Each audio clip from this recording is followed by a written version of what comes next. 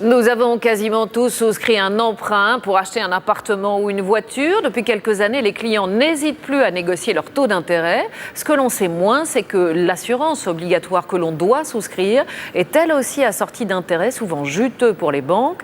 UFC Que Choisir dénonce ce qu'elle n'hésite pas à qualifier de scandale. D'après l'association, les banques auraient détourné 11,5 milliards d'euros en 10 ans. Bruno Timsit, Delphine Paric-Miller. Antoine Laban le sait, son emprunt immobilier va lui coûter cher, 1 835 € par mois.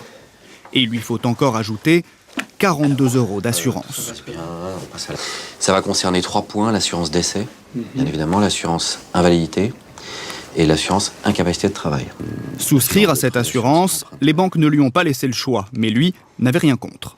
Ça assure qu'on peut continuer, entre guillemets, à vivre sans y penser tous les jours, au cas où il y avait un problème de ne pas pouvoir payer la banque.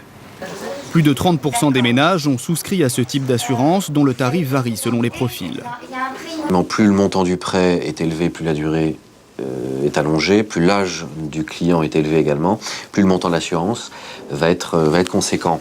On arrive quand même à des coûts un coût global d'assurance qui est non négligeable. Cette assurance, par définition, ne couvre que les risques exceptionnels. Elle dégage donc de confortables bénéfices pour les banques. Sur 10 ans, plus de 11 milliards d'euros. C'est 40% des sommes totales versées par les assurés. Selon la loi, une partie de ces bénéfices doit leur être reversée. Cela n'a jamais été le cas.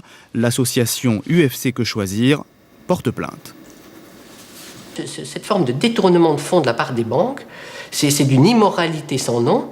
Je trouve étonnant que les autorités de régulation, que Bercy n'ait pas alerté les banques sur cette déviance